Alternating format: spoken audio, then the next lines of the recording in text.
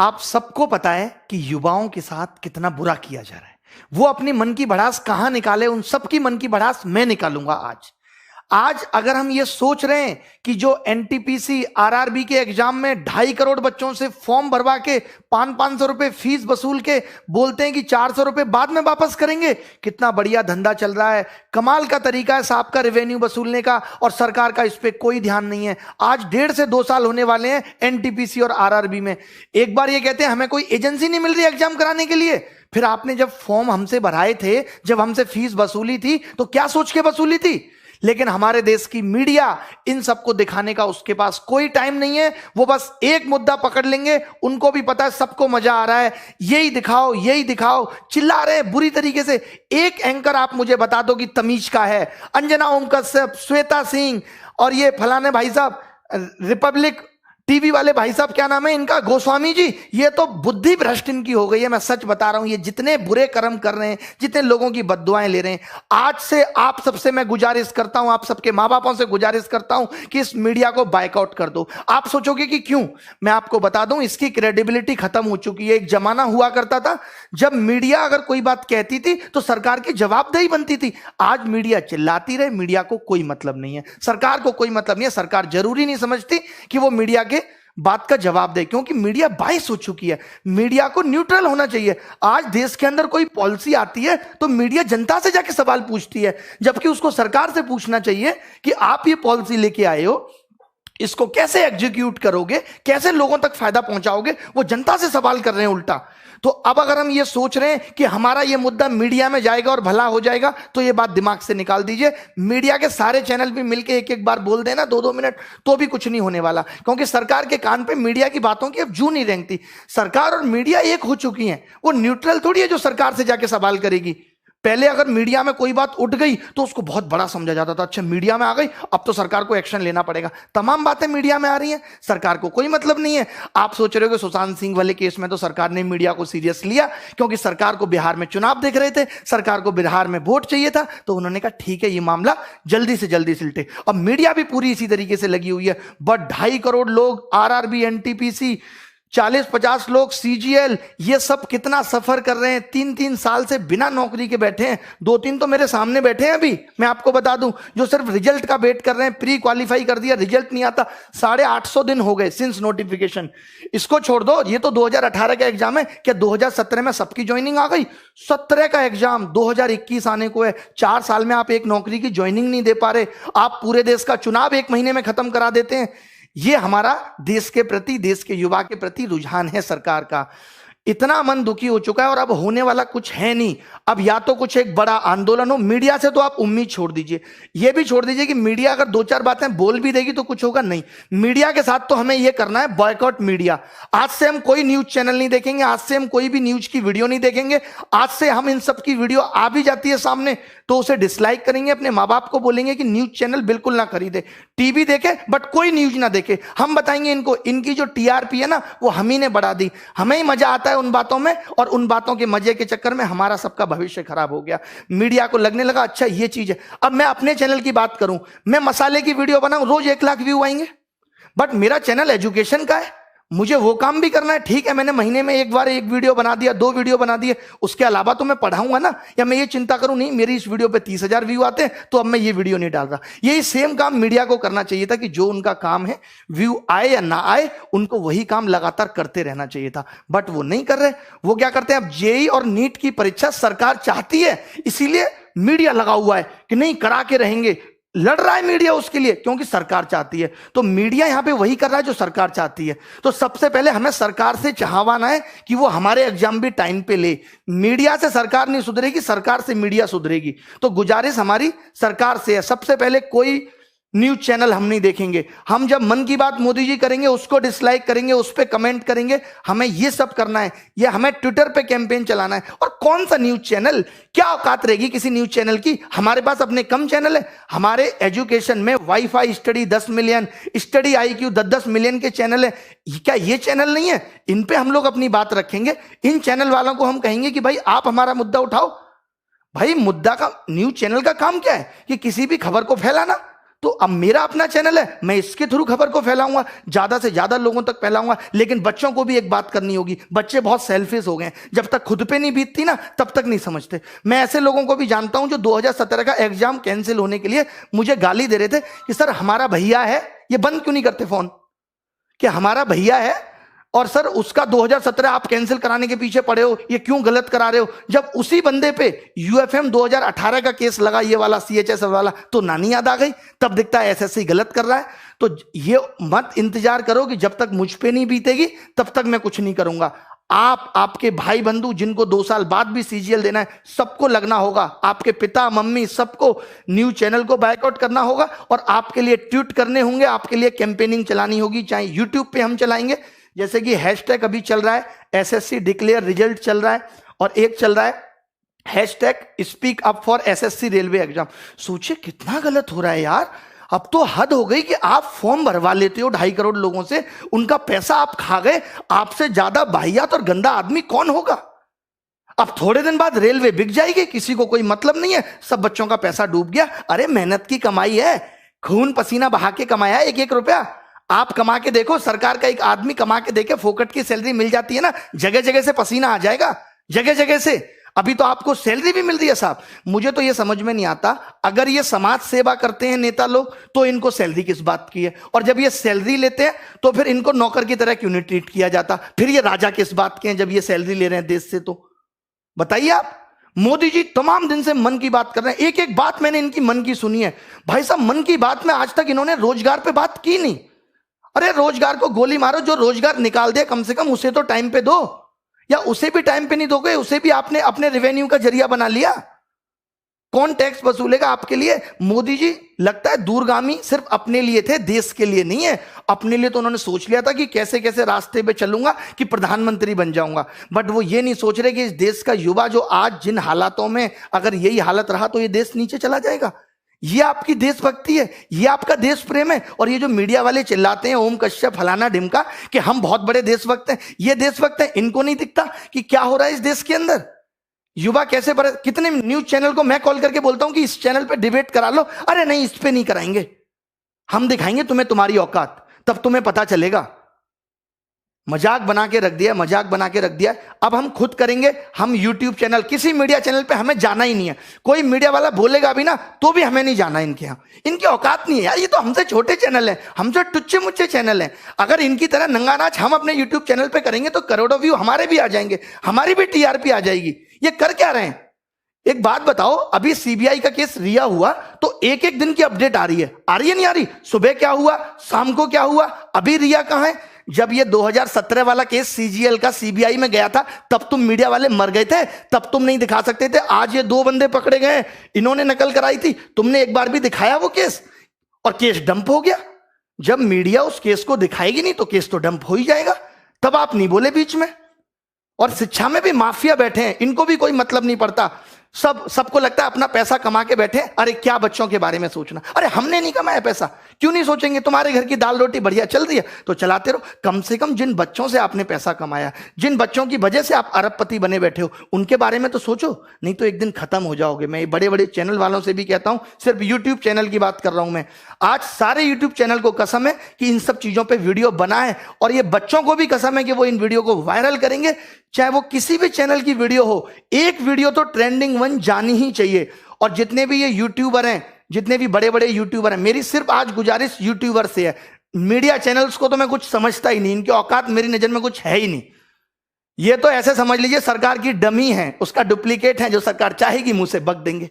2-3 बस आ गए, ऐसे ऐसे बाल निहारे, थोड़ा सा मेकअप किया, आ गई सब महिलाएं, ऐसे ऐसे ऐसे ऐसे हाथ पर मारे। ये न्यूज चैनल है, ये स्तर है न्यूज चैनल का तुम्हारा। वो अर्नब गोस्वामी को देखिए जरा, आप सोच रहे होंगे कि मैं इतना क्यों बौखला रहा हूं। आप देखिए इस आदमी को, क्या करता है ये आदमी, कैसे बकता है। मुझे ड्रग दो, मुझे ड्रग्स दो, मेरे लिए गांजा लाओ, चरस लाओ, एमडीएमए लाओ, एक्सक्यूसी लाओ। ये देख रहे हो आप, ये इसका स्तर है डिबेट करने का। ये एक न्यूज चैनल का स्तर होना चाहिए।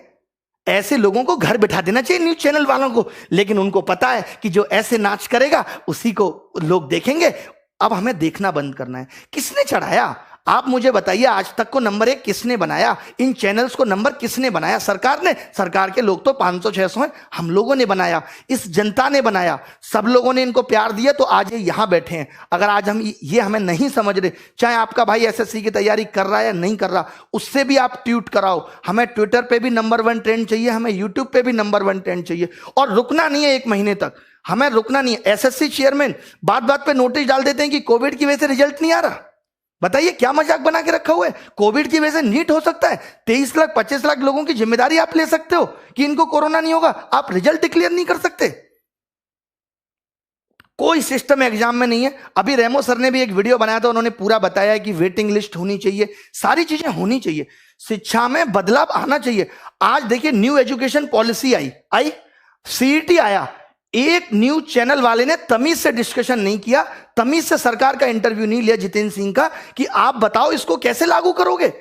यार आप तो सिर्फ अंधकार में रख रहे हो। आपको लगता है हल्ला हो रहा है, चलो सीईटी फेंक दो, हल्ला हो रहा है चलो ये फेंक दो, हल्ला हो रहा है राम मंदिर घोषित कर दिया, हल्ला हो रहा है हिंदू मुस्लिम डिबेट, ये सब। सम्मित पात्रा जैसे 2-2 कौड़ी के लोगों को आप अपने चैनल पे बुला के बकवास कराते हो। आपको नहीं पता इस आदमी को बोलना नहीं आता, ये जब भी मुंह खोलेगा गंदगी बोलेगा।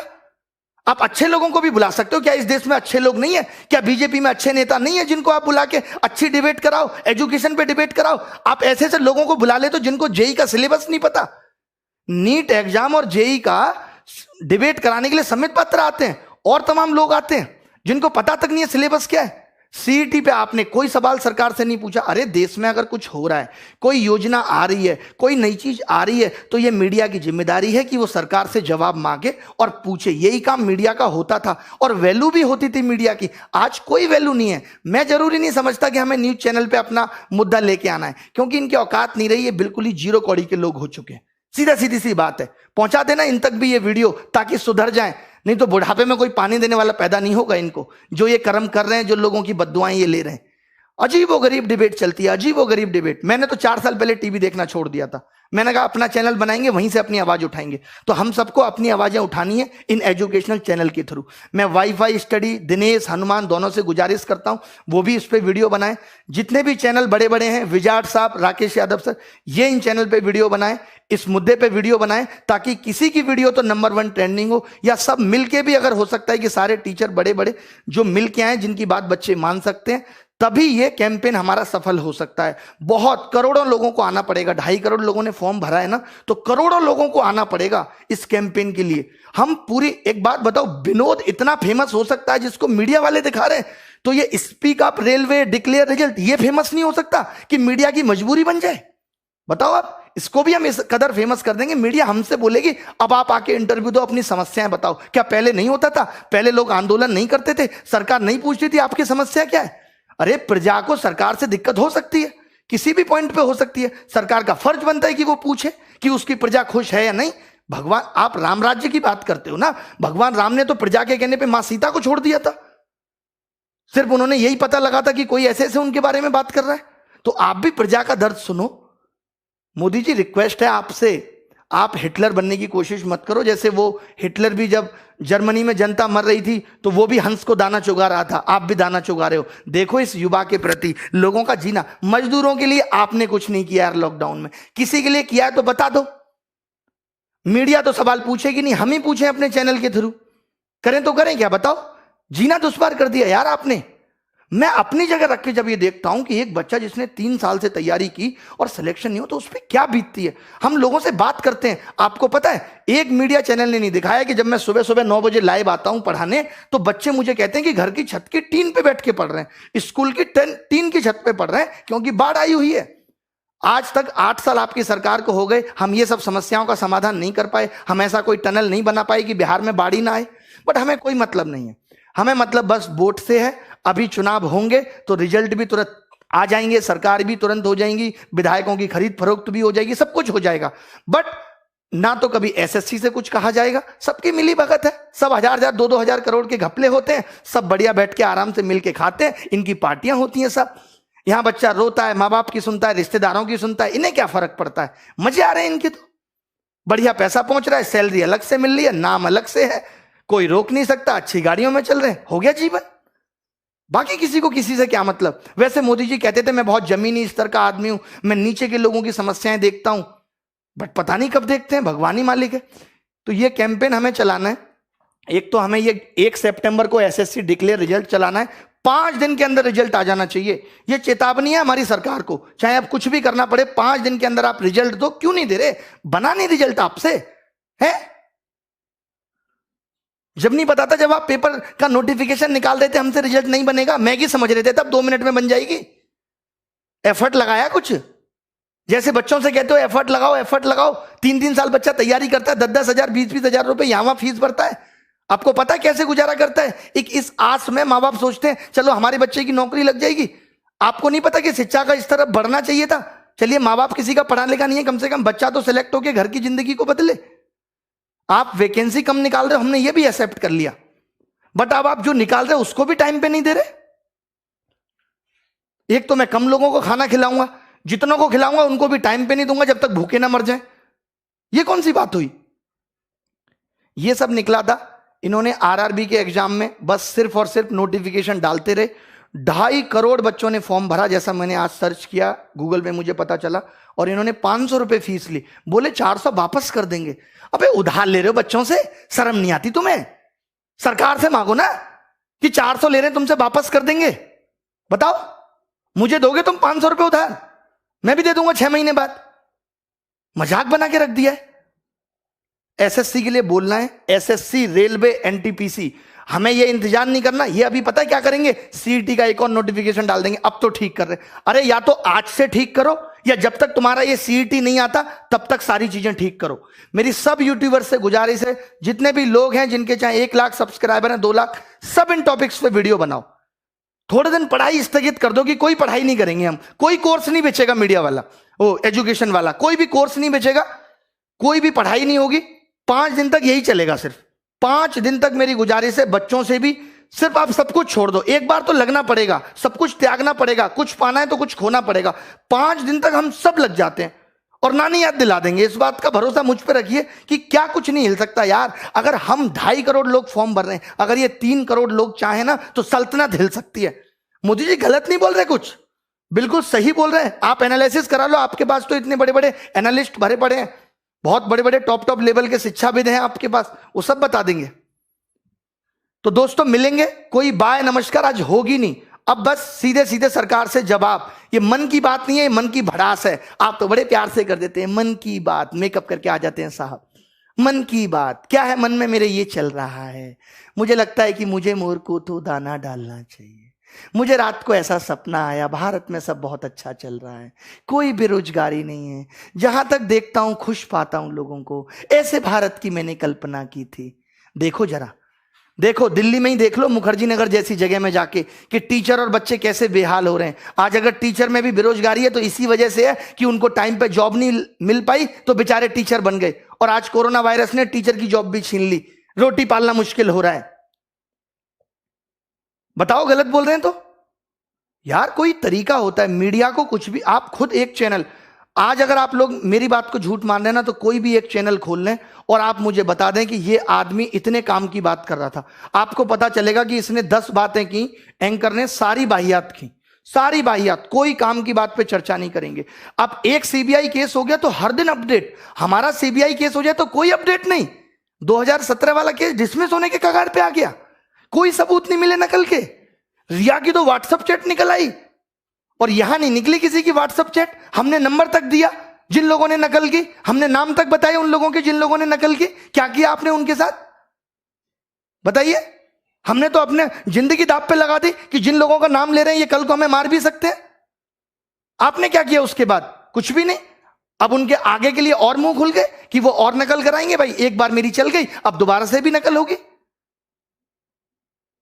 चले बहुत भड़ास है, एक दिन में नहीं निकलेगी, कल भी निकालेंगे, परसों भी निकालेंगे। मैंने कहा है 5 दिन हैं, 5 दिन में हम आग लगा देंगे। बस हम सब वाईफाई स्टडी आईक्यू वाले गौरव अग्रवाल सर, सबसे मेरी रिक्वेस्ट है, दिनेश, हनुमान जी दोनों से, कि आप भी वीडियो बनाएं इस टॉपिक पे। और बस इतना कहें अपने बच्चों को कि आपको ये हैशटैग ट्रेंडिंग 1 पे लगातार रखना है, ट्विटर पे सब देखते हैं।